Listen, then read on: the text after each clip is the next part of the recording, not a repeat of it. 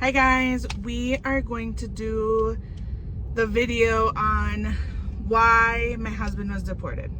Why do we live in Mexico?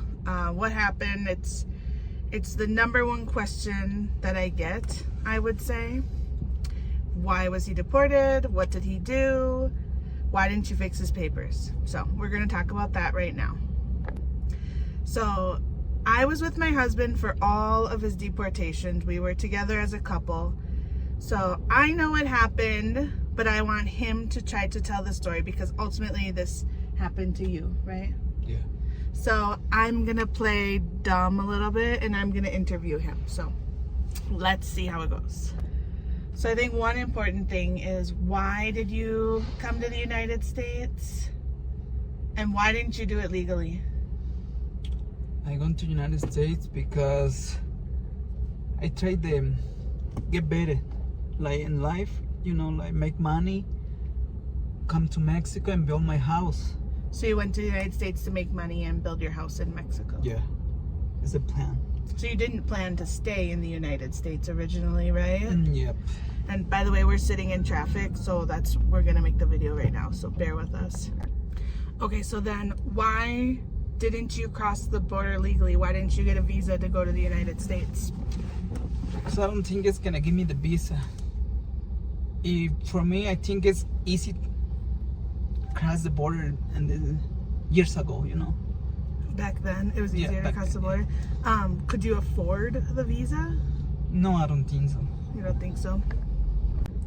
So the first time that Cristobal was deported, him and I were together. We'd been dating for about a year at that point. I think I was 19 or 20. He was 23 or 24 years old. And the first deportation, was that 2008 Yeah. then?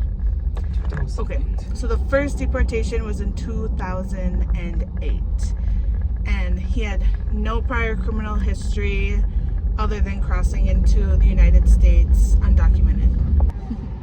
Okay, so tell them the story about the first time that you were caught by ICE and deported. The first time I get deported, they come to my house. And we were together, we lived there together. Yeah. It was our house. Our house, yeah, we live together. So they come to our house and knock the door, the ICE, and they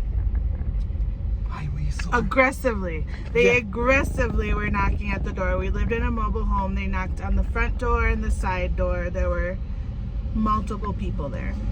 Yeah, so the door opened because the door is not very good, Yeah, it was just weak, and Just as weak. they were banging on it, it opened. And they asked for somebody's name, Leah, I think the name is Leah. Well, first of all, before we get to that, we did not go to the door when it opened or before they were knocking. But our dog got out. And remember, I was like 19 or 20. He was like 23, 24 when this happened. So our dog got out. So they called us there. I went and I got the dog. And then they coerced Cristobal out, saying that they were there for someone else, right? Yeah. And after this, And he didn't know who the other person was. yeah, I don't even know who is this lady or guy, whatever. Yeah, we don't even know. So they asked me for my ID, and I give him a Mexican ID in the yeah, whatever. Identification, yeah. So they told me this ID is not working in the United States. Mm-hmm. So you don't have like American ID? I say no. They ask me the other question, you have wife? And I say no. Only have my girlfriend. He was speaking to you in Spanish too, right? Yeah. If I remember, yeah. This was a long time ago. The other thing asked me is like, your girlfriend is pregnant? And I say no, she's not pregnant. They told me she is pregnant. You can stay here in the United States, but we'd only been together maybe a year and a half, I think, at that point. Yeah, something like this. Mm-hmm. So then they took you, right? Because you couldn't prove your legal status. Yeah, this is how they happen. And then where did they take you? They take me to the jail and Oh, one thing I should add, this is in Minnesota. We're from Minnesota, and that's where this happened, in rural Minnesota. they take me to St. Paul. St. Paul, St. Paul, jail. Yeah, there I stay for like 2 weeks, and I get. Bueno, the first time is like they say you have to get a lawyer. You can get a lawyer, but nobody support me outside. Like money, like Yeah, money. financially, and like to call them and stuff. Yeah, so I had to sign the paper to get deportation to Mexico. So after 2 weeks, I get deported. So then they deported him because he didn't fight anything. He didn't have anything else on his record at that time because, but because he was undocumented, they didn't just let him go back to his home. They deported him, and he didn't fight it because he didn't know what to do. I guess it cost a lot of money, and you didn't really have a reason to fight it, right? Yeah, because I don't have anything here. We weren't married. We'd only been together a year and a half. We were really young. We weren't planning to spend the rest of our lives together. We didn't have children or anything like that. So then they flew you down, right? To the Yeah. border, dropped you off at the border Yeah, in Texas. in Texas. And then what did you do? When they take me to Texas, like some bus pick us up and like bring it to the Bus border, like to the border? Okay. So after this, like you can go to Mexico. So I go to Mexico.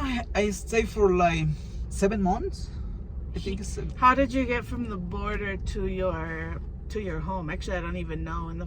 Back then, you took a bus. Yeah, now? I take the bus. How did you have money for it?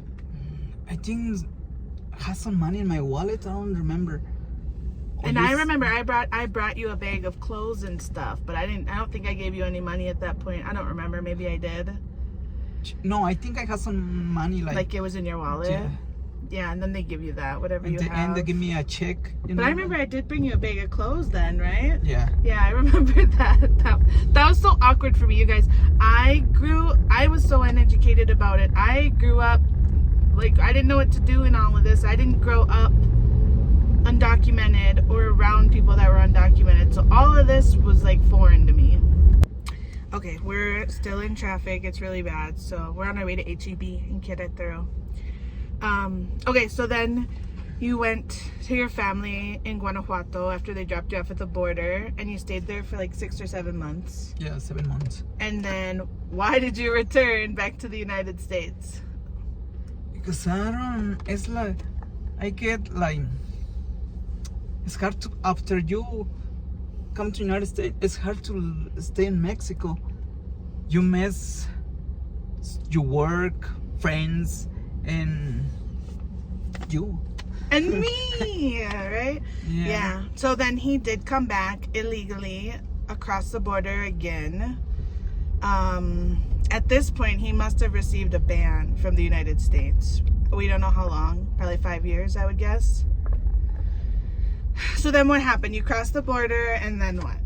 The second time? The second time I crossed the border, I made it like to Nebraska, I think.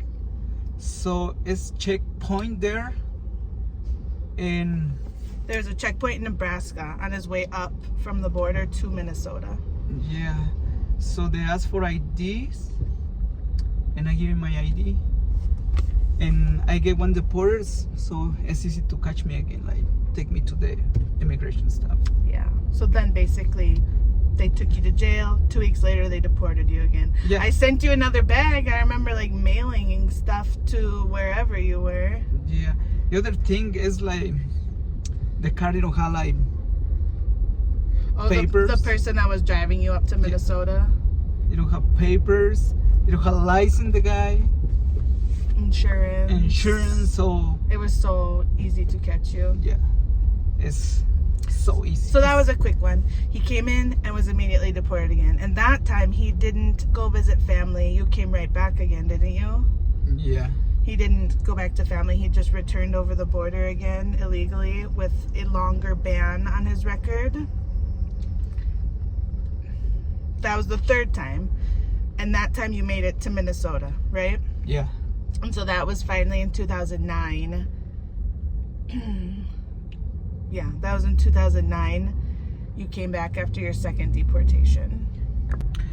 Okay, I'm going to tell you the next part. Traffic is moving a little bit, but we always have this problem on this road. It's so annoying. Traffic is so bad. Accident. I don't even know what's happening, but okay, so he returned in 2009 from Mexico after a second deportation. We were together still then. We got married in 2013 legally. We got married in McGregor, Minnesota. We had a wedding and everything. And we contacted immigration attorneys afterwards to consult on what to do next, because we're married. Now what, right? So we talked to them and they all told us the same thing. There's nothing we could do due to his double entry, his ban. There's nothing we could do. We had no special circumstances to do a waiver. What's the waiver called? Like a waiver, like there is a waiver, but we didn't qualify for anything like that. We didn't have any reason for them to let him stay, I guess. So we continued to live our life together as married. We had our son in 2015. He was born. There was still nothing we could do to change Cristobal's legal status. So we just continued to live in fear of him being deported. I mean, we lived a relatively normal life, but we were always afraid something would happen because we'd seen it happen twice before. We knew he could be deported. So he didn't drive. He never drove anywhere. I drove him to work every day. I picked him up from work every day. I drove myself to the hospital. I mean, he was with, but I drove myself home from the hospital. He never drove because we were so scared he'd get deported again. So then he was caught again, ultimately, in 2019. And I'll let him kind of explain that. And hopefully traffic picks up and we can get to HEB, and I'll just record it once we get to HEB. Okay, the traffic started up again. So what happened? How did they find you the last time you were deported, and what happened there? How they happen is like I get up in the morning, go to work. I drove him to work. It was 5 a.m. He started work in the morning. I'm trying to tell Cristobal how to tell a story, you guys. I mean, it's a real story, but he'll just be like, yeah, I went to work and then they deported me. The end. Okay. They want to know what happened. This is a real thing that happened. There's a real thing that happened. Okay, she drive me to work, so she get pulled over, and like I think they're looking for me already because yeah, they were absolutely looking for you because I'm taking over. What happened was they pulled us over and told us they had a warrant for his arrest for illegal re-entry into the country. They gave us his name and everything. They were absolutely 100% looking for you. Yeah. You don't think so? Yeah, I think they're looking for me. Yeah, they were absolutely looking for him. I did not do anything to be pulled over. They knew he was in the car for some reason, somehow. He said, he's not telling you, but he said he saw them parked near our home as we left it on the way to driving him into work. You saw them, right? Yeah. So you were already suspicious. Yeah, when they see us, we go to work, they turn around and like they follow us. Yeah. So when you get pulled over, it's the police. That's what I thought. It was the think police. it's the police. And then they called ICE, who was just down the road. Yeah. Because that police officer was he was kind of like frantic, like he was nervous. I don't know, like this, he'd never done this before, but that ICE officer was not nervous at all. Yes, I guess I was scared the time like I get pulled over. We get pulled over because now it's like it's not for me, it's for my kid because my kid is in the back in the truck. I laugh about it now. I just laugh like that when I talk sometimes, but in the moment it was not funny at all. It was really, it's sad. It was like, really sad, feel like traumatizing. Sometimes you feel like wanna cry told the story, because Yeah, because we had it's a family our now. son in the back. He was about to be 4. He was about to be 4 years old at the time. He was sleeping in the back. It was almost 5 a.m. because he started work at 5 a.m. So they let him give Sebastian a hug goodbye. Yeah.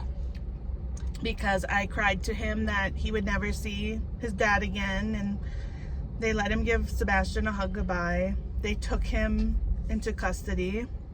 But this time I cannot do anything about it anymore. Yeah, I called an attorney. I called multiple attorneys. How many went to go see you? Did 2? 3? I think it's 1. 2. No, I think it was only 2. I yeah. think I talked to 3, but 2 went to go see him in the jail. We fought as much as we could, but everyone told us there was nothing that we could do. There's literally nothing we could do. Yeah, the first one you sent it is he told me you had the 1% to win this. Yeah. Yeah, they wanted, the only thing we could do was a waiver. I forget what it's called. Comment if you remember what the waiver is.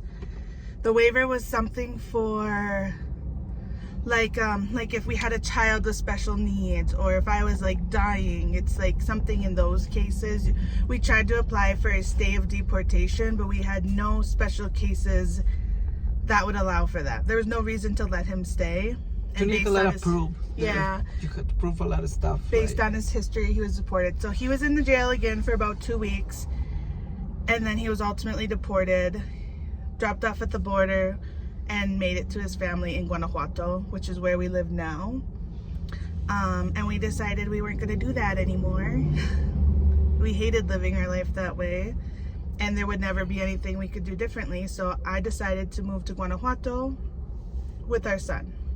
For how long you stay in America when I get deported? 7 months ago? Yeah, it was about 7 months. So I sold our home, our mobile home. We lived in a mobile home. I sold everything that we had, and me and our son moved in with my dad to save money because I could not support us. I could not continue to send him to daycare and pay for our rent and mortgage and whatnot without his support, because Cristobal's a stay-at-home dad now because that's what makes sense for our family right now, but he worked full-time in the United States. Yeah, sometimes I only see for only 1 day, man. Yeah. And so the he day worked, I have, we go groceries, where's the clothes, yeah, all this kind of stuff. on the day we had off together. And we never collected government assistance. We never have ever qualified for anything. Number 1, because we worked. I'm a dental assistant in the United States. And number 2, he did not have a social security number, so we could not even apply for anything if we did qualify. So we were not ever leeching off the system. Our life consisted of normal things that people do in the United States. Work, having children, getting together with family, vacations if we could, So Yeah, sometimes it's better don't get help from the government. Yeah, Well, if you need it, you need it, work, but we didn't. Yeah, That was when just you a work, fact. I know we so tight with the money, Yeah, we were never rich. But we have what we want. Yeah. We have food on the table. We have we can pay for the insurance for the house, all this kind of stuff. So Yeah, I had insurance through my work. So did he. And yeah, that is why we live in Mexico. That's why he was deported. There was nothing else that happened. I promise you that. If you don't believe it, I never do anything bad. that's fine. Well, you entered the country illegally. Everyone's going to tell you, it's you broke the law 3 times by entering illegally. That one is my bad. That's what he did, you guys. You cannot be deported if you are The other thing, legally in the country and law-abiding. So of course that happened. I that's never obvious. drive drunk. Bueno, I don't like drunk. I don't like. Yeah, he drinking. doesn't have any DUIs. He doesn't even drink. I mean, I don't smoke. I don't do any of this kind. I don't do any of this kind of stuff. it is what it is. We're just sharing. Ooh, traffic's moving finally. We're just sharing because everyone is so curious. Everyone wants to know, and there's so many misconceptions. Since I'm a U.S. citizen, people think he should automatically be a citizen. That's 100% not true. Like this, yeah. There's so much that goes into it. It also costs a lot of money. So even if you 100% qualify, doesn't mean you can afford it, and it takes a long time. Yeah, at least you need like 20,000 in your wallet for starting the thing, the process, you know. So feel free to ask any questions. Be kind. I will most likely delete any mean comments. Of course, we all have opinions, but be kind or I will delete it. Oh, and if you want to support our family and you want to hear more, please subscribe to our channel, like the video, and share it to anyone you think that would also be interested. Yeah, we can answer questions. Yeah. Maybe we'll do a Q&A after this on common questions that we may have missed. I'm sure we missed a lot of like common questions. So thank you guys for watching.